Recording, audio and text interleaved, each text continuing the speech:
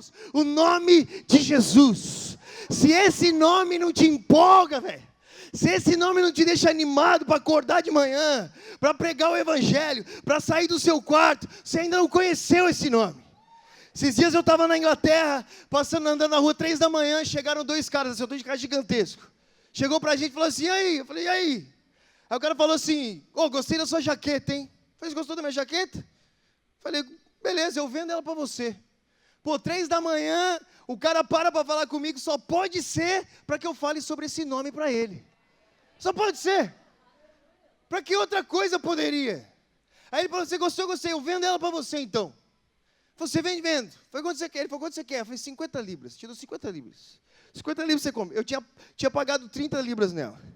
Eu ia ganhar 20. E ainda pregar o evangelho. Na verdade, eu não queria vender. Eu gostava da jaqueta e estava muito frio. Mas eu queria conversar com o cara. Aí ele olhou para mim e disse, 50 libras? 50 libras eu te vendo ela. Ele falou assim, então eu te dou 1 grama de cocaína nela. Aí eu olhei para a cara dele assim.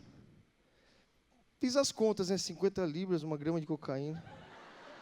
Aí eu olhei para a cara dele e falei assim, mano, você sabe de onde eu vim? Eu falei, de onde você veio? Eu falei, do Brasil.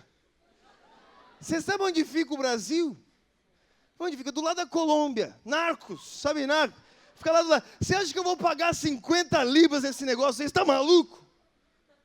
Aí ele falou, não, mas você tem que entender que é 50 libras, porque é a melhor do mundo, isso aqui é a melhor coisa do mundo. Eu olhei para a cara dele e falei assim, velho, presta atenção no negócio que eu falo para você.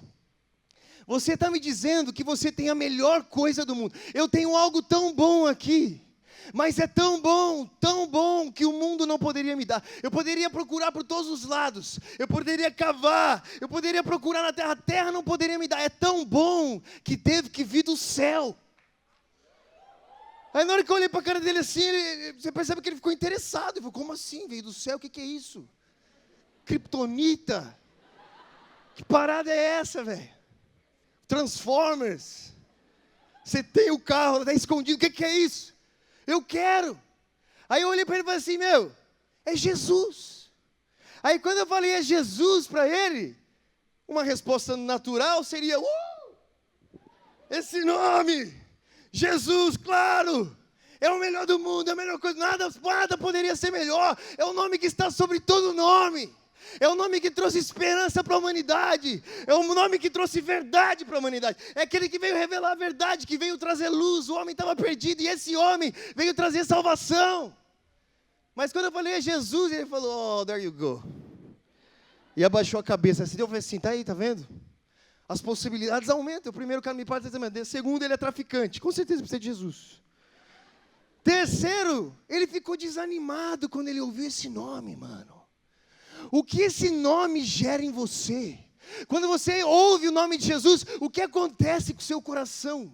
O que gera dentro de você? Será que você acorda de manhã com expectativas? Porque quando nós anunciamos Jesus, nós não estamos anunciando aquele que veio, nasceu de uma virgem, viveu entre pecadores, morreu numa cruz, mas ressuscitou ao 3º dia e anunciou que existiria a salvação e que ele estava voltando. Quando nós anunciamos o nome de Jesus, nós estamos anunciando um homem que vive por 2000 anos, que está sentado sobre um trono. Se isso não te deixa maluco, velho, eu não sei o que te deixaria. Mas eu percebi que ele não sabia. Eu falei assim, talvez ele conhece o Jesus da religião. Talvez ele conhece o Jesus homem bom. Sabe o Jesus homem bom? Hippie. Talvez ele conhece o Jesus figura histórica, o Jesus filósofo, o Mahatma Gandhi judeu, que veio trazer paz para o mundo. Mas ele não conhece aquele Jesus que olhou para João e falou assim, ei João, eis que estava morto, mas vivo e vivo para todo sempre, e possuo nas minhas mãos as chaves do inferno e da morte. Porque se ele conhecesse esse Jesus, velho, se ele conhecesse Jesus, mas eu percebi que ele não conhecia. Eu falei assim, o que dói no seu corpo aí? Você tem que conhecer, você precisa conhecer. Você precisa saber quem Ele é. Você precisa ter uma experiência com Ele. Eu te falar não é o suficiente. Você precisa conhecer. O que dói no seu corpo? Ele falou assim, meus joelhos. Eu falei, seus joelhos doem. Que interessante. Eu falei, o que aconteceu? Eu falei, eu tenho que operar os joelhos, eu nem ando direito. Aí eu falei assim, então, Eu nem pensei direito. O cara estava me vendendo droga no meio da rua. Eu não tenho que ter ética nenhuma.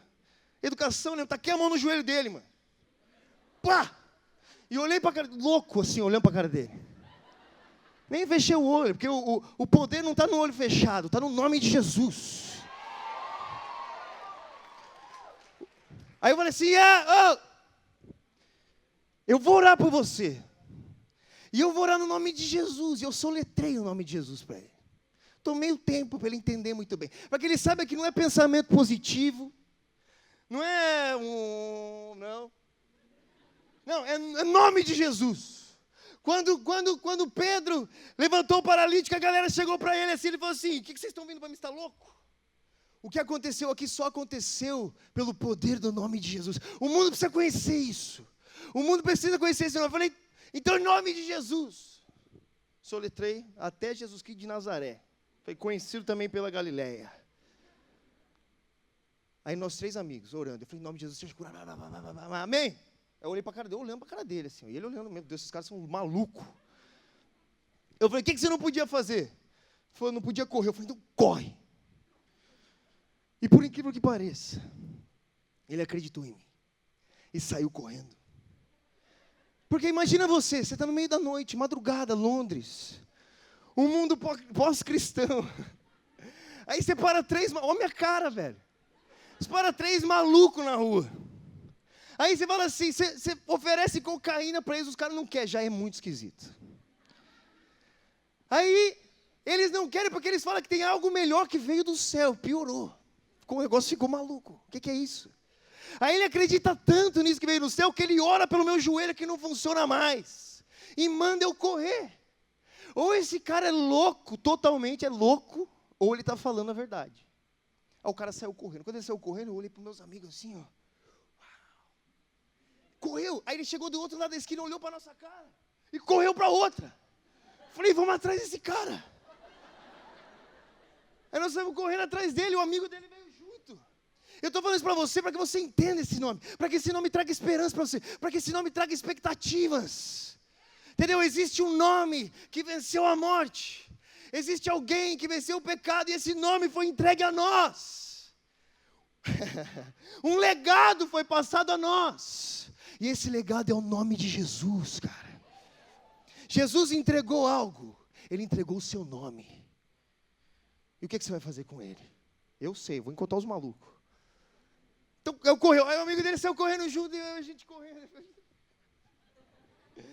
Aí o cara assustadíssimo, cara, assustado, ele veio assim assustado. O amigo dele mais assustado ainda, falou, meu Deus do céu, o que é isso? Ele nem andava direito. Eu falei, e aí, não andava mesmo.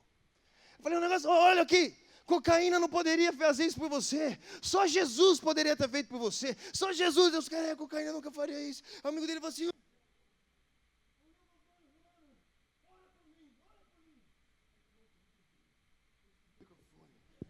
ele entendeu. Ele entendeu, olha só, o cara entendeu. É a luz na escuridão, é a vida na morte, é a verdade na mentira. Aí ele olhou para mim e falou, mano, ora por mim, ora por mim. Aí eu ouvi a coisa mais bizarra da minha vida. Ele falou assim, eu quero 1 milhão de libras amanhã. Aí eu olhei para isso e falei, não acredito, velho. Eu já vi cego ver. Eu já vi gente sair da cadeira de roda. Eu já vi olho de silicone enxergar. Mano, eu já vi braço crescer. Eu já vi perna crescer. Eu já vi dedo crescer. Uma vez o moleque tinha um pé menor que o outro, o pé dele cresceu. E eu não tive fé ainda para pedir um negócio desse. E o cara acabou de ver e já creu nisso. O que esse nome gera nas pessoas? Eu falei assim, você está maluco? O que você vai fazer com 1 milhão de livros? Você vai se matar. E Jesus quer que você viva. Jesus quer que você viva outra. Ele é muito mais precioso do que todas as libras do mundo. Ele é muito mais precioso do que todo o ouro, do que toda a prata. Ele é mais precioso do que todos os vales, do que todas as montanhas. Ele é mais precioso do que toda a criação. Você precisa de Jesus e pregando para os caras, e os caras com o olho arregalado assim. Aí eles terminam falando assim, cara, é verdade. Ora por nós. Nós precisamos sair dessa vida. Aí você percebe, 1 minuto atrás, os caras se achando Deus, achando que tinha a melhor do mundo, a melhor coisa do mundo, até que eles encontram esse nome. E eu pergunto para você hoje, o que esse nome gera em você, cara? O que acontece com você quando você ouve o nome de Jesus? Talvez você pode olhar para trás e perguntar, o que aconteceu com você quando você ouviu a primeira vez? O que aconteceu quando você se entregou? Esse nome, nós andamos pela terra com o nome de Jesus, não é no nome de uma religião, não é no nome de um partido político, não é no nome de uma filosofia, de uma ideologia, nós andamos no nome de uma pessoa que está viva. Nós anunciamos um homem vivo, um homem que tem poder para salvar a humanidade. Amém? Agora abra sua Bíblia comigo. Quando eu recebi o tema, eu fiquei feliz da vida, porque eu falei, o Evangelho é sobre isso, cara. O Evangelho é sobre legado. E se nós passamos o legado do Evangelho, nós estamos transformando o mundo num lugar muito melhor. Não existe nada mais benéfico para a humanidade do que conhecer a verdade, do que conhecer o Evangelho. Mas ao mesmo tempo, quando eu vi isso, eu falei assim, eu tenho que falar sobre alguém que viveu já. Eu tenho que falar sobre alguém que mudou o mundo, realmente. Eu não vivi nada ainda. Eu ouço a história dos caras. Eu tenho um testemunho, outro ali. Mas existe um homem que depois de Jesus foi o homem que mais influenciou a humanidade. Os historiadores dizem que as suas cartas moldaram o Ocidente. Se nós vivemos como nós vivemos hoje, é porque um dia esse homem viveu. É porque um dia esse homem acreditou no que ele estava falando. É porque um dia esse homem se entregou por isso. Eu quero apresentar ele para você em 2 Coríntios 11.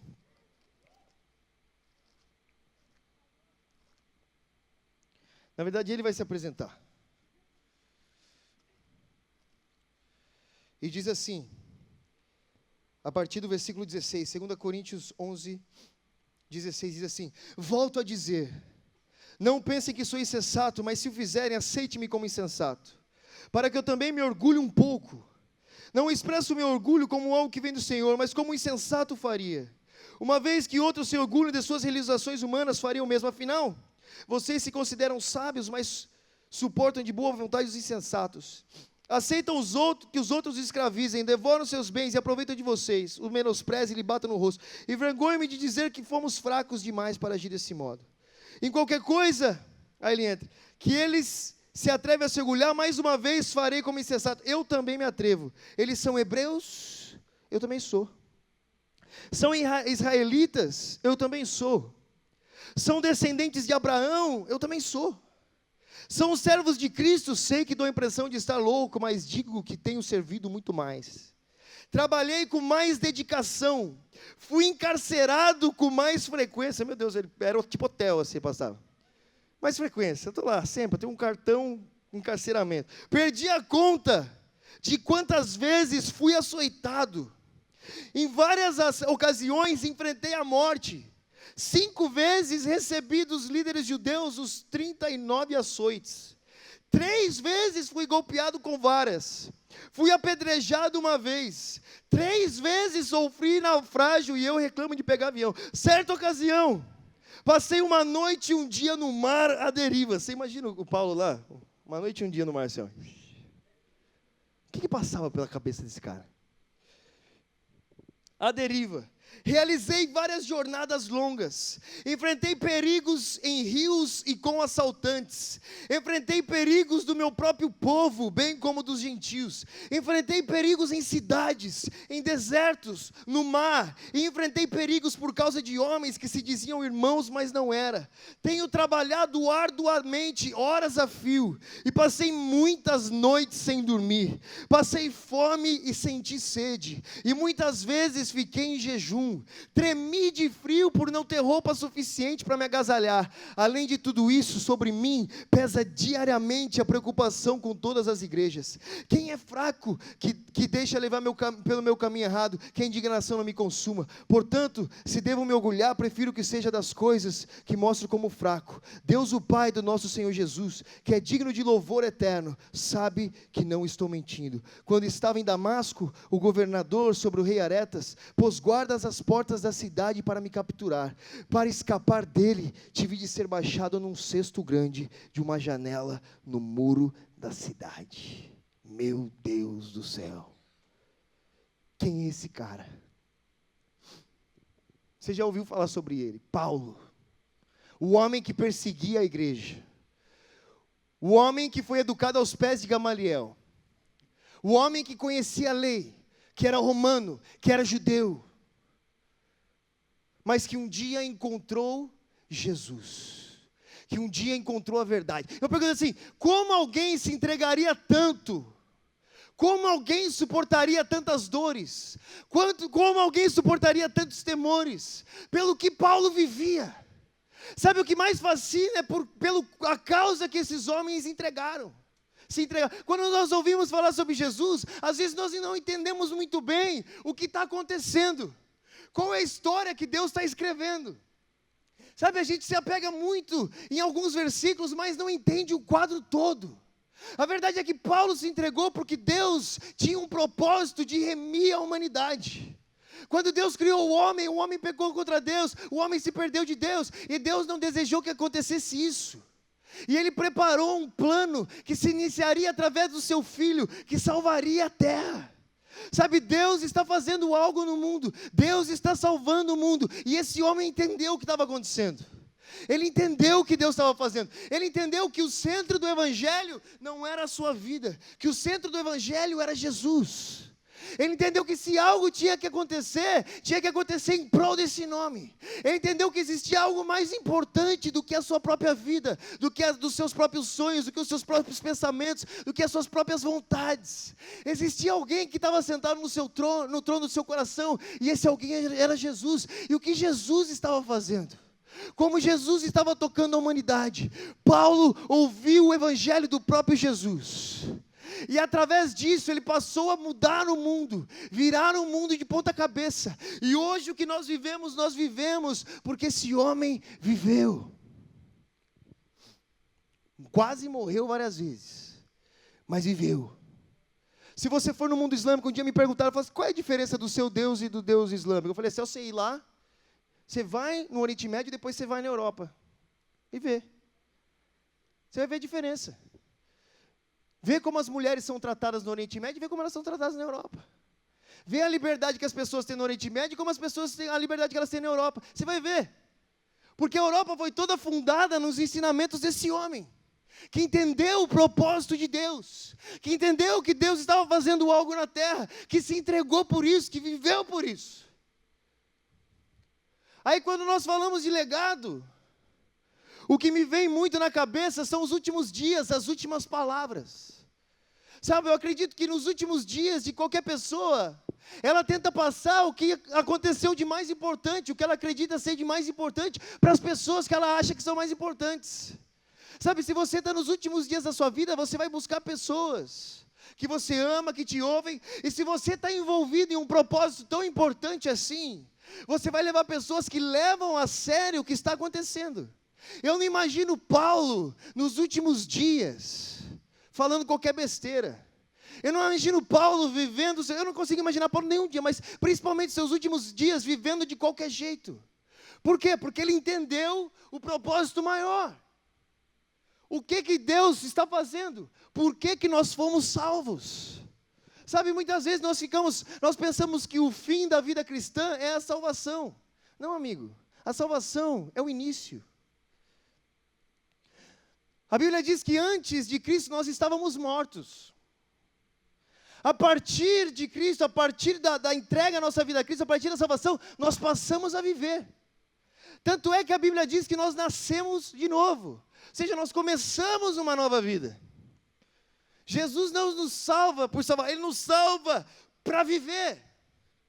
E esse livro que nós lemos aqui, e essas coisas que esse homem ensina, e as coisas que aconteceram, é porque ele passou a viver. E quando nós lemos os escritos de Paulo, quando nós lemos a Bíblia, nós entendemos o que é essa vida.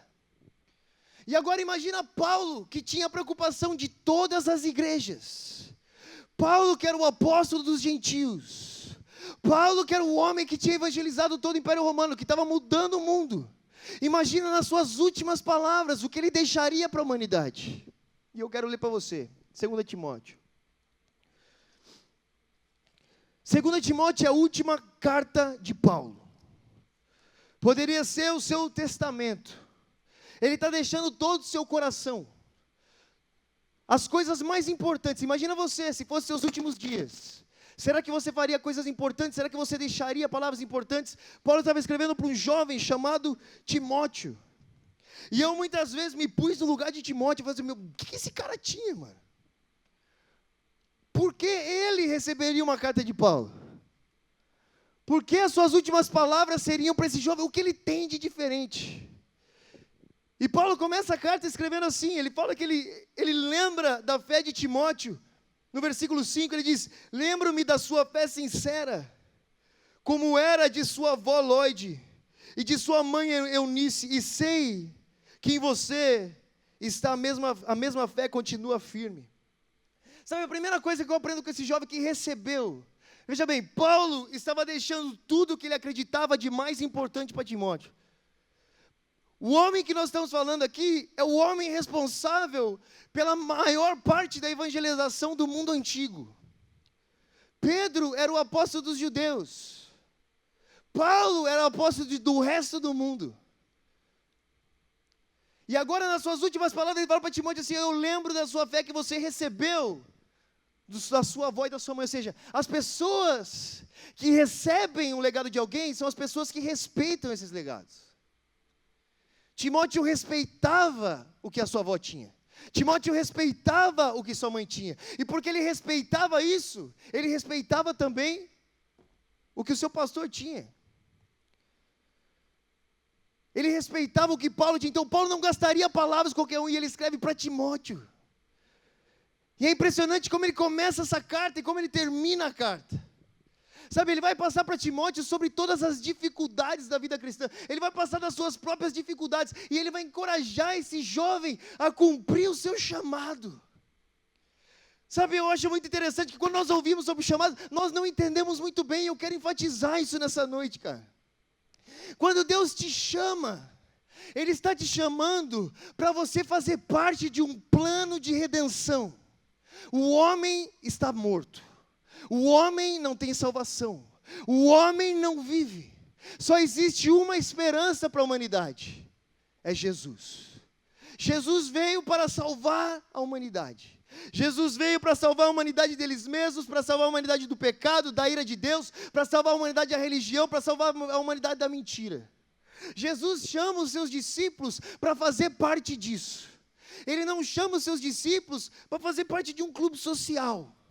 Ele chama os seus discípulos para fazer parte de um plano de redenção. Isso me fascinou. Quando eu ouvi isso a primeira vez, eu tinha 18 anos de idade. Eu achava que o cristianismo era ir na igreja e sentar de domingo a domingo. Eu achava que era isso. Aí você fala isso para um jovem de 18 anos, fala, você está maluco, velho? Eu estou pulando escada aí, ó, de skate. Entendeu?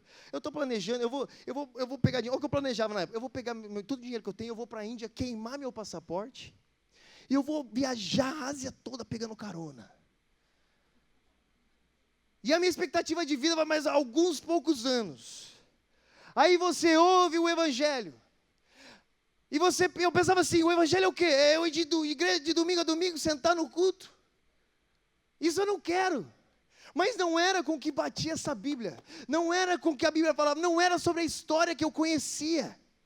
Eu percebi que Deus estava nos chamando para fazer parte de uma aventura, cara. Para nos fazer parte de uma vida emocionante. O que Paulo está falando aqui é sobre a sua vida. E eu tenho certeza que ele não voltaria atrás. Eu fiquei assustado quando eu descobri que mais de 30 mil jovens tinham deixado a Europa e a América para ir na Síria lutar pelo Estado Islâmico. Eu olhei isso e falei, o que esses caras têm na cabeça? O que aconteceu com eles? Eles têm internet aqui.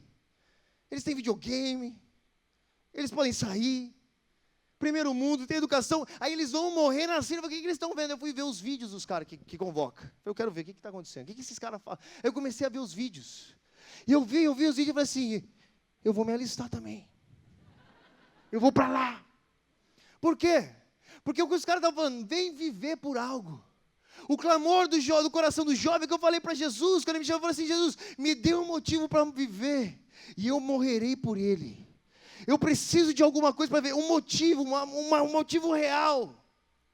Não a minha própria vida é vaga demais. Existe um plano mais importante, existe algo mais importante, existe algo maior. Algo pelo qual nós podemos entregar a nossa vida. Algo pelo qual o Filho de Deus entregou a sua própria vida. Algo pelo qual os seus discípulos entregaram. Algo pelo qual esses homens se entregaram. O que é isso que Deus está fazendo? Quando Paulo escrevia para Timóteo, ele estava deixando o mais precioso. A Bíblia diz que o reino dos céus é como aquele homem que encontrou um tesouro muito precioso, vendeu tudo que tinha e comprou aquela terra onde o tesouro estava. Ele não podia gastar palavras, ele não estava falando sobre um fim de semana feliz, ele não estava falando sobre uma conferência, ele estava falando sobre o plano eterno de Deus para remir a história da humanidade, para remir o homem, para que chegasse no fim, para que Deus cumprisse o seu propósito, para que o nome do Cordeiro fosse glorificado. É para isso que Deus te chama. Deus te chama para fazer parte do seu plano, Deus te chama para fazer parte do que Ele está fazendo. E Paulo escreve para Timóteo, e ó, presta atenção, Paulo vai falar sobre todas as dificuldades, e ele vai falar assim, olha, não se preocupa, porque se morremos com ele também viveremos. Vai falar assim, ó, aquele que nós estamos servindo é mais poderoso do que a própria morte. O que você teme, Timóteo? O que te assusta? O que você teme? Eu te escrevo para encorajar, se morremos com ele, nós também viveremos. Ele fala assim no versículo 15 do capítulo 2, esforça-te para receber a aprovação de Deus, a quem você serve, seja um bom trabalhador, que não tem que se envergonhar de ensinar corretamente a palavra da verdade. Ele fala assim no versículo 22, fuja de tudo que estimule as paixões da juventude. Paulo começa a ensinar ele, a falar para ele como seria possível cumprir o que ele estava vivendo. Paulo estava nos seus últimos dias pronto para morrer, e ele tinha que encorajar um jovem a morrer. Você imagina?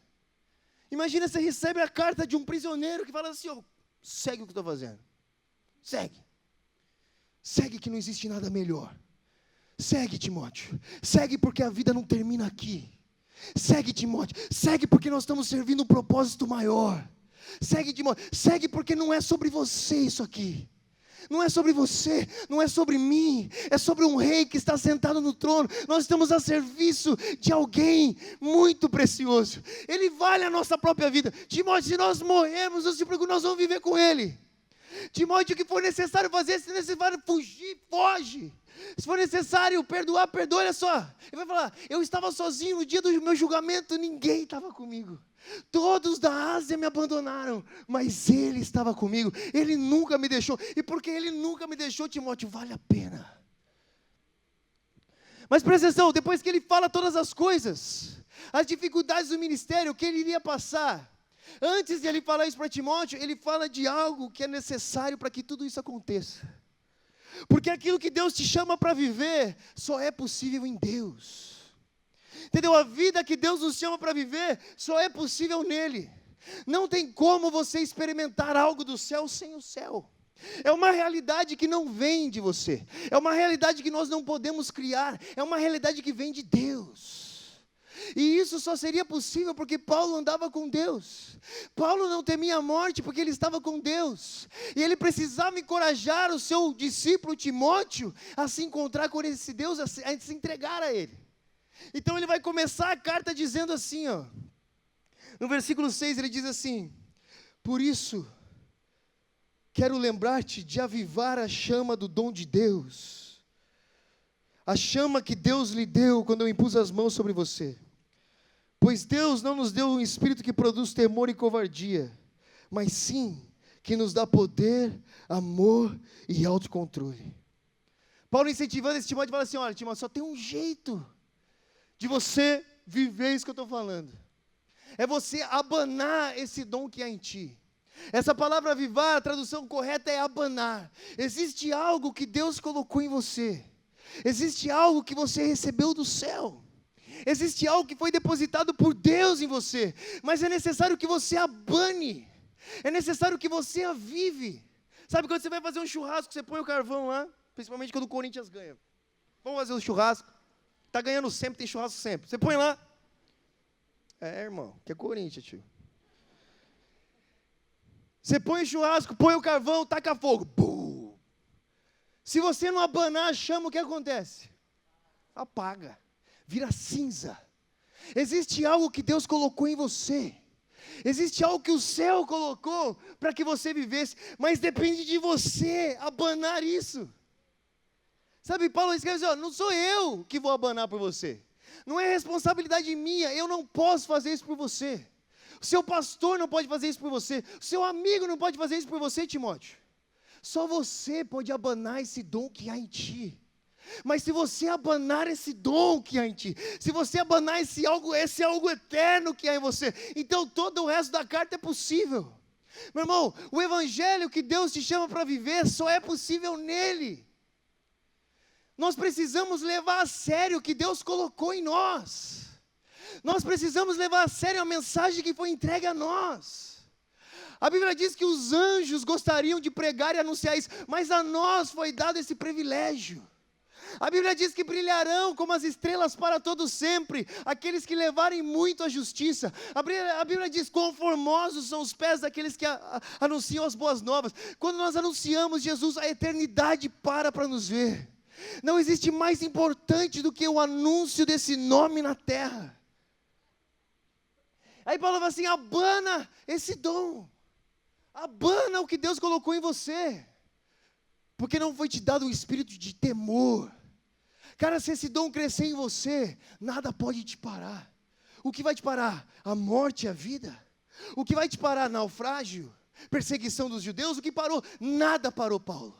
Nada parou o evangelho. Nada poderia parar aquilo que Deus estava fazendo. Mas é necessário uma resposta do homem.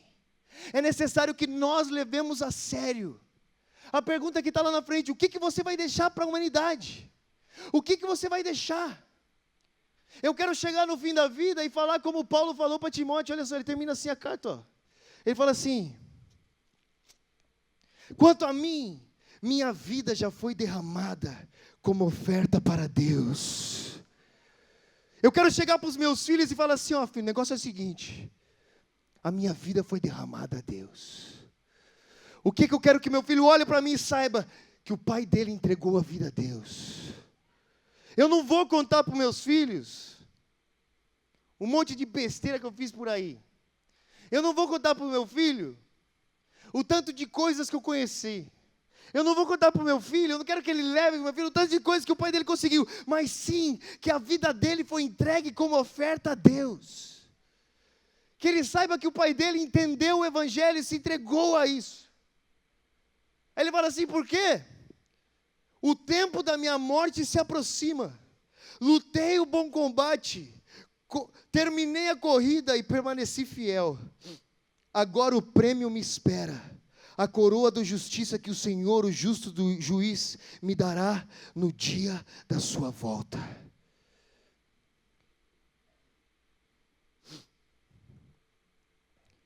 Mas para que isso acontecesse, era necessário uma chama acesa dentro do coração. Era necessário levar a sério o que Deus estava fazendo. Sabe, meu irmão, presta atenção uma coisa. Deus está trazendo maturidade para essa geração. Nós não estamos falando mais com crianças. Nós não somos um monte de moleque, não, cara. Nós sabemos o que nós estamos fazendo aqui. Nós estamos vivendo por algo real. Nós arriscamos a nossa vida por algo real. Não é uma brincadeira. Não é o playground. Quando nós ouvimos falar que nós somos filhos de Deus, nós imaginamos Deus lá fazendo carinho na nossa cabeça, cafunézinho. Glória a Deus, mano. Mas eu fico imaginando meu pai tentando vir fazer cafuné em mim. Eu falo, você está maluco? Tenho 25 anos, tio.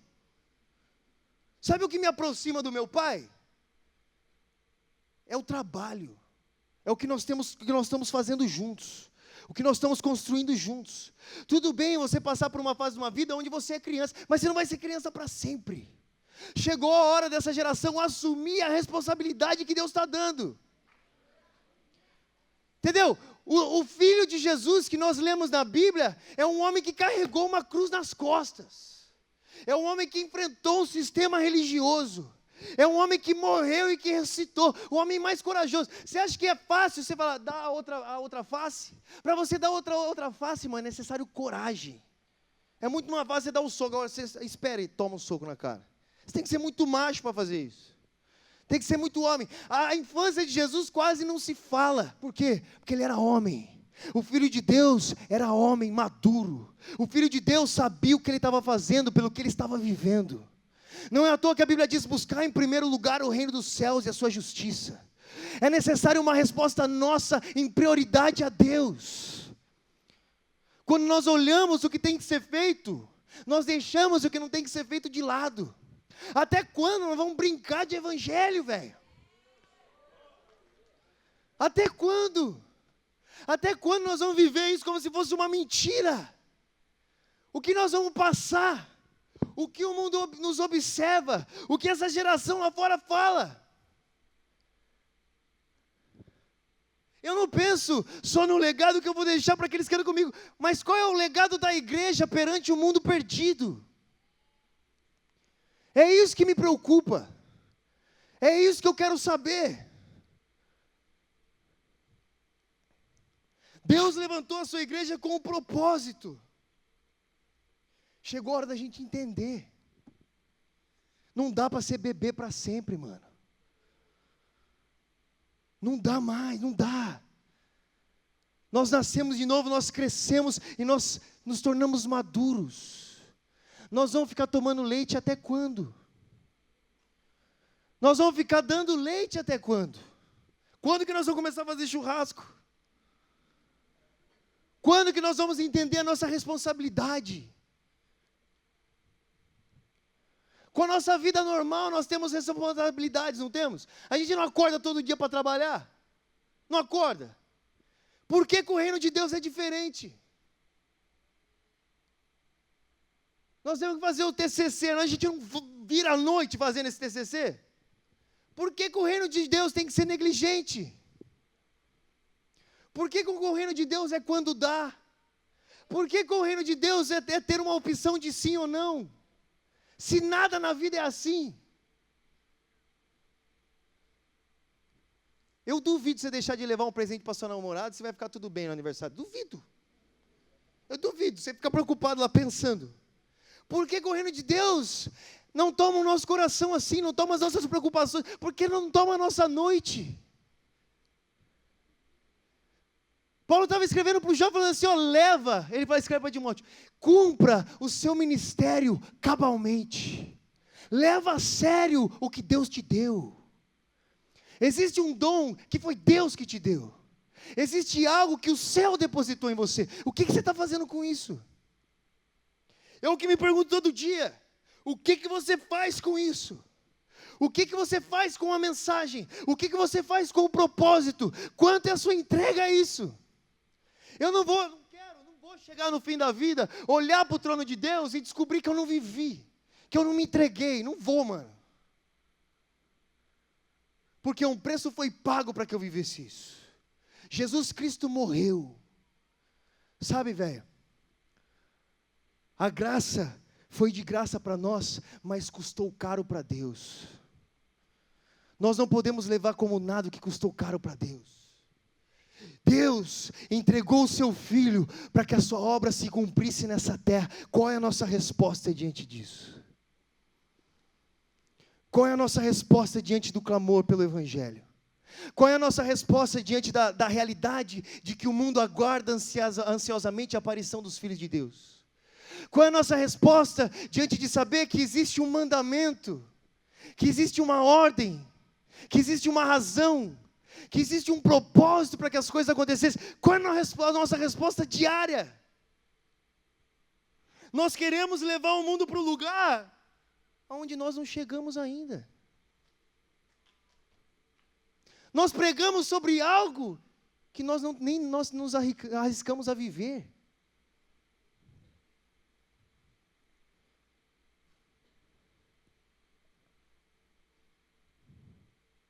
Se nós ensinamos que Jesus está vivo, se nós falamos que Ele é rei, vamos viver como se Ele fosse.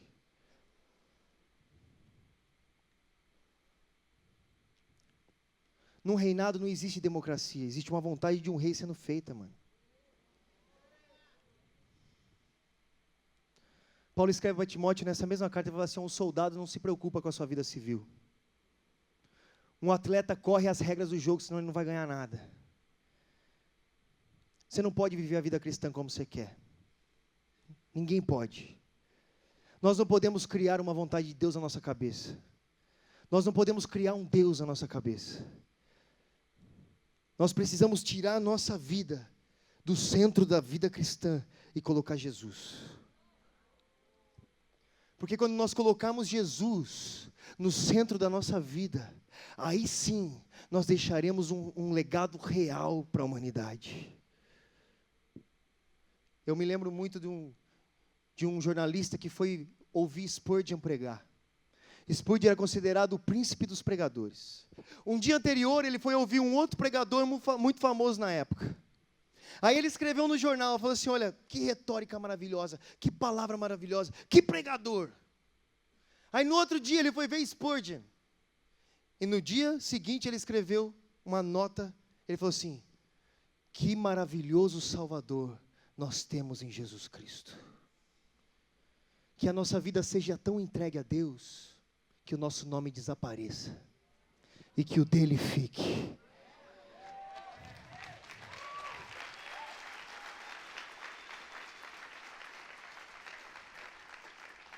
Esse é o legado que a humanidade precisa.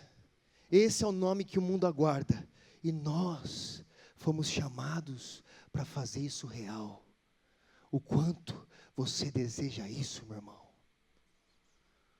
O quanto você quer se entregar por isso? Não espere a sua recompensa nessa terra. O que você receber aqui, acaba. O que você receber na eternidade é para sempre. Se você é um investidor inteligente, você sabe que o investimento a longo prazo é melhor.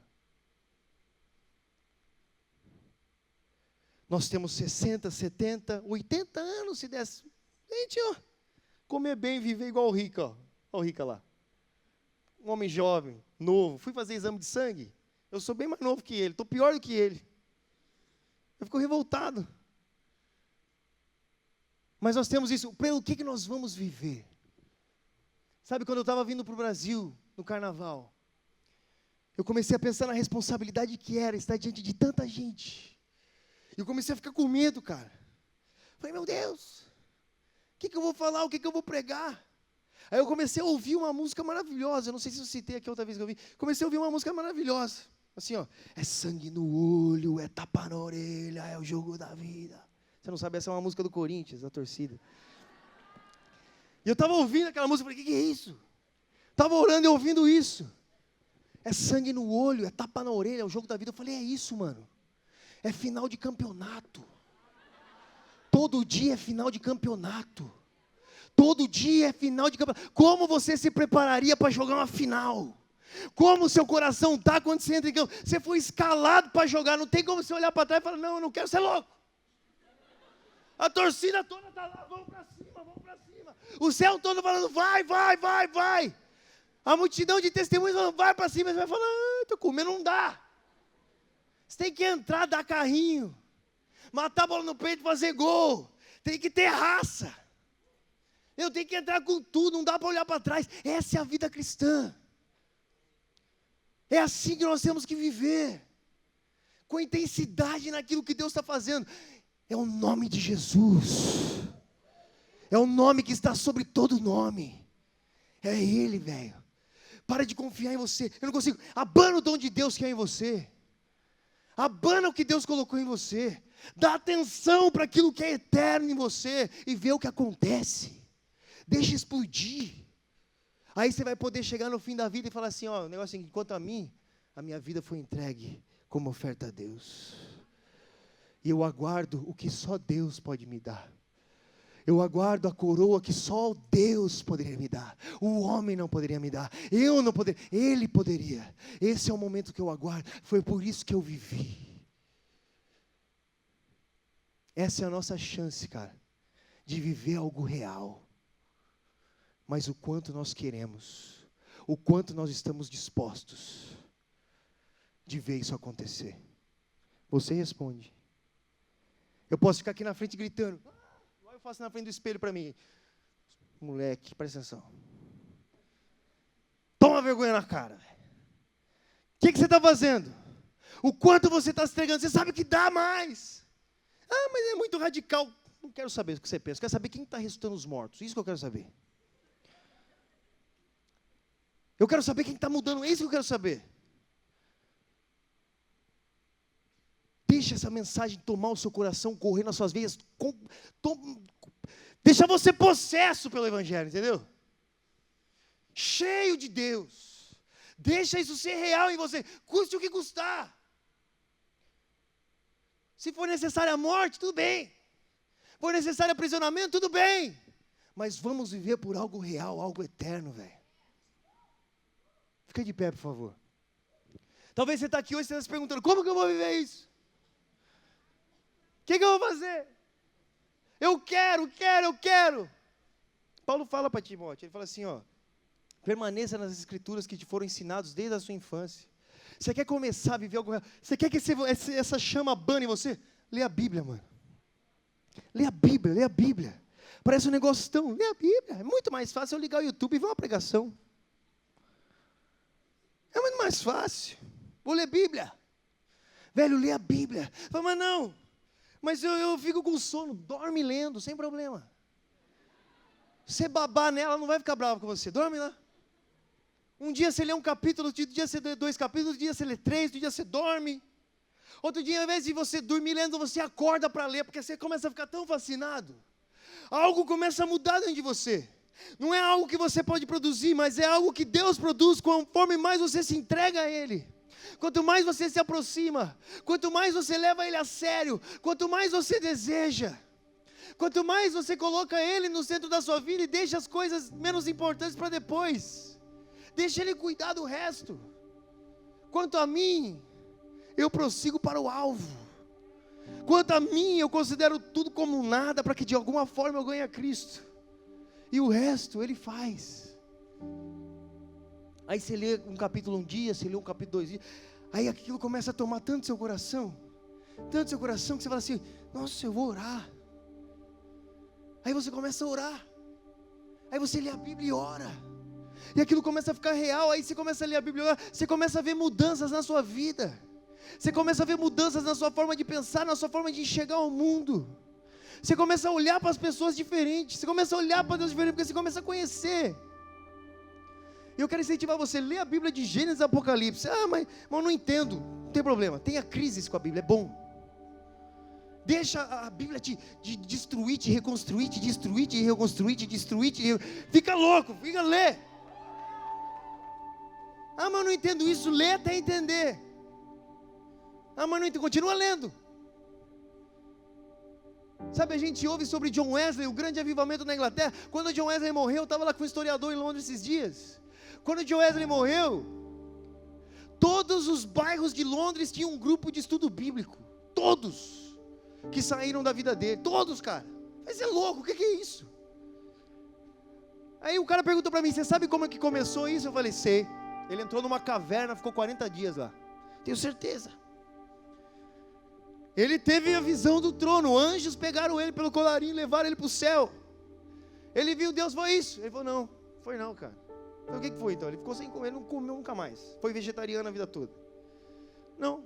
Então, o quê? Ele combinou com seus amigos de grupo de estudo bíblico que todos os dias antes do chá, eles orariam 15 minutos. Foi 15 minutos, 15 minutos. Mas eram 15 minutos. Não eram 16, não eram 14, eram 15. Mas eram 15 com compromisso, mano. O que Deus quer com você é um compromisso. Que você entenda a responsabilidade. Que você leve a sério. Que você leve o Evangelho a sério. Que você leve Deus a sério. que você abane esse dom. Eu tenho 10 minutos, que sejam 10 minutos, mas que sejam 10 minutos só para Ele. Aí você vai ler, você vai orar 1 hora, você vai orar 10 minutos, você começa a jejuar, porque você quer mais. Você fala, não, tem mais. E se tiver mais? E se mais for possível? E se Deus pode fazer mais? Se Deus pode curar uma perna, Ele pode curar um cego também. Eu quero ver cego ser curado, eu vou precisar de mais de Deus. Não, se Deus pode salvar, pode me salvar, Ele pode salvar um ateu, Ele pode salvar um drogado, se Ele pode salvar um drogado, Ele pode salvar a minha cidade toda. Se eu viver para Ele salvar um drogado, eu vou me entregar para Ele salvar um drogado. Se eu viver para Ele salvar a minha cidade, eu vou me entregar para que Ele salve uma cidade. Mas isso vem, você começa a conhecer a Deus. Aí você jejua um dia, jejua 2, você jejua 5 dias, os caras começam a achar, esse cara é louco. Começam a pensar que você é maluco, como assim? Radical demais, não faz isso, está emagrecendo. Está emagrecendo, eu lembro um dia que eu falei com Deus, eu vou comer um prato de comida, só para sempre. Aí passaram 6 meses, eu olhei para o espelho e falei, meu Deus, assim eu nunca vou casar. Estou feio demais. Já sou feio, magro desse jeito aí. Eu vou voltar a comer, vou fazer outra coisa. Aí você vai, os caras começam a achar que você é louco. Mas quando você vai jejuando, sua vida transforma. As pessoas começam a transformar, as responsabilidades começam a ficar mais difícil. Sabe, a vida parece que fica mais difícil. Por quê? Porque Deus começa a te dar responsabilidades maiores. Quando você é uma criança, Ele te dá comida na boca. Conforme você vai crescendo, primeiro você aprende a comprar no mercado a comida. Chega uma hora que Ele vai te ensinar a caçar. Um pai ensina o filho a caçar, irmão. Vai caçar, Ele te ensina a caçar. Começa a ficar mais difícil, porque você começa a ficar mais responsável. Deus pode confiar mais coisas na sua vida. Deus sabe que você está acordado porque é real. Sabe, Ele começa a trazer gente que, pelo amor de Deus, fala, de onde saiu esse negócio aí? Mas por quê? Aí você jejua 5, aí você começa a ficar com mais fome de Deus. Aí você começa a ver que as coisas são mais, você quer mais. Jejua 6, 7, 8, 9, 10 dias, as pessoas falam, esse cara, nós temos certeza que ele é louco. É louco. Como assim 10 dias? Como assim? Para que ler tanto Bíblia? Para que pregar tanto? Para que orar tanto? Para que amar tanto? O que aconteceu com esse moleque que ele deixou de comprar roupa para ele e começou a comprar para os irmãos? O que ele tem? O que aconteceu com esse cara que ele não troca de celular todo ano porque ele gasta dinheiro com viagem missionária? Isso é louco. O que aconteceu? Alguma coisa mudou. Ele está dividindo o que ele tem, isso não é normal. O que aconteceu? Ele perdoa as pessoas que falam mal dele. Esse cara é louco. Ele ama quem persegue ele. Mas enquanto as pessoas acham que você é louco, cara, sua vida mudou. A vida da sua casa está sendo transformada. A vida da sua família, a vida da cidade. O mundo começa a mudar, porque você entendeu. Mas para isso, meu irmão, é necessário uma entrega a nós. Você sabe, tudo na vida é assim. O que nós vamos fazer diante dessa mensagem? O que nós vamos fazer diante desse propósito? Eu não posso deixar a minha vida passar conhecendo isso e não ter me entregado a isso. Eu vou chegar no fim dos meus dias, eu vou encontrar com os caras que vão falar assim, ó, nos nossos dias, Deus fez isso. Aí Paulo, isso eu sei, Paulo, eu li o livro, eu li. Eu sei o que aconteceu com você, até cito uns versículos seus para você, ó. Ele falou, não entendi nada, foi porque era português. Isso aí, John Wesley, isso. E vocês? Não, na nossa geração, mano, Deus acabou com o tráfico. Deus acabou com a prostituição. Na nossa geração, nós fechamos casas de prostituição no Brasil todo. Na nossa geração acabou, não tinha mais órfão na cidade. Cada família adotou um órfão, não tinha órfão mais. Acabou os divórcios. Na nossa geração, os divórcios começaram a cair, assim acabou. Na nossa geração não tinha mais suicídio. Na nossa geração Deus fez isso.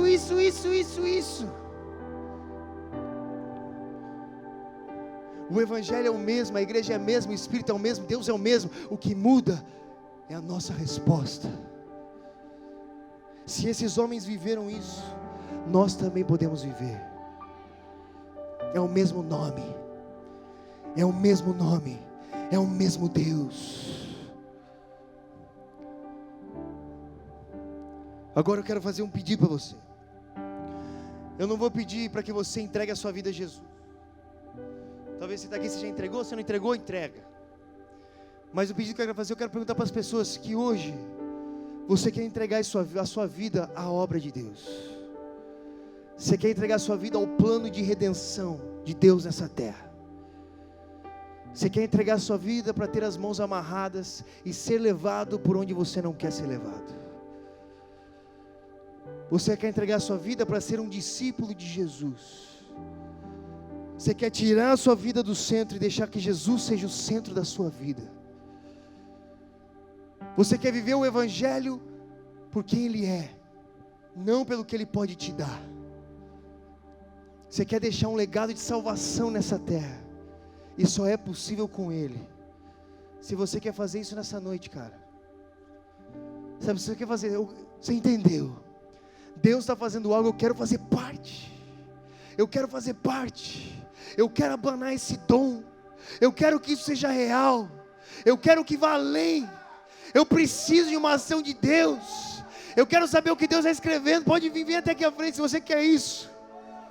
Hoje Deus quer esse dom aceso no seu coração. Você vai viver por algo além daquilo que o mundo poderia te dar. Você vai viver por algo além daquilo que você poderia. Você vai chegar no fim da sua vida e falar para as pessoas: quanto a mim, a minha vida foi oferecida como oferta a Deus. Não foi, a minha vida não foi oferecida como oferta a mim ou ao mundo, ou a Deus. Eu combati o bom combate, eu guardei a fé, eu estou esperando algo que Deus pode me dar. Você vai viver isso, cara. Isso não vai passar por você, isso vai ficar em você. Isso vai ficar em você. O dom de Deus, o chamado do Evangelho, o propósito eterno desse Deus sendo escrito com você também. Pai, em nome de Jesus, nós estamos diante de Ti, o Senhor da seara, o Deus Criador dos céus e da terra, aquele que era, que é e que há de vir, o primeiro e o último, o alfa e o ômega, o princípio e o fim, a estrela da manhã, a rosa de Saron, a raiz de Davi, o Filho de Deus. Nós estamos diante de Ti, Deus. E nessa noite eu peço em nome de Jesus que o Senhor derrame sobre nós o que está preparado para esse tempo, para que aconteça,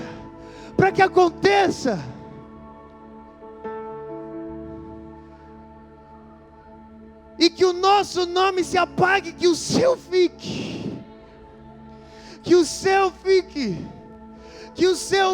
que nós possamos chegar no fim da vida e falar assim: eu carrego também as marcas de Cristo no meu corpo. Pai, marca a nossa vida com o Teu Evangelho, mude a nossa realidade, que nós possamos enxergar de uma forma diferente a partir de hoje, ver o mundo diferente, ver a nossa vida diferente, ver o Evangelho diferente, ver como o Senhor vê, que a nossa vida seja tomada por Ti, e aqueles que se entregam a Ti nessa noite, que o Senhor os marque, que eles sejam encorajados pelo Teu Espírito, que eles sejam encorajados pela Tua Palavra, a viver o que o Senhor está fazendo, que eles não desanimem, que eles olhem para as adversidades como uma oportunidade de vencer. Se tem gigante, vamos cortar a cabeça de gigante. Se tem muralha, vamos ver muralha cair. Se tem problema, vamos ver Deus resolver esses problemas. Pai, em nome de Jesus, Senhor, que a nossa vida seja uma vida de frutos e frutos que permaneçam. Dê-nos a convicção do Evangelho nos nossos corações. Sabe, meu irmão, os mandamentos de Jesus, eles são difíceis, até que você diga sim, porque quando você diz sim, o jugo é suave, o fardo é leve. Quando você se entrega, Ele faz possível. Deus quer te chamar a uma realidade aonde você tem que sair do barco, Nós temos que viver num lugar onde não dependa mais de nós.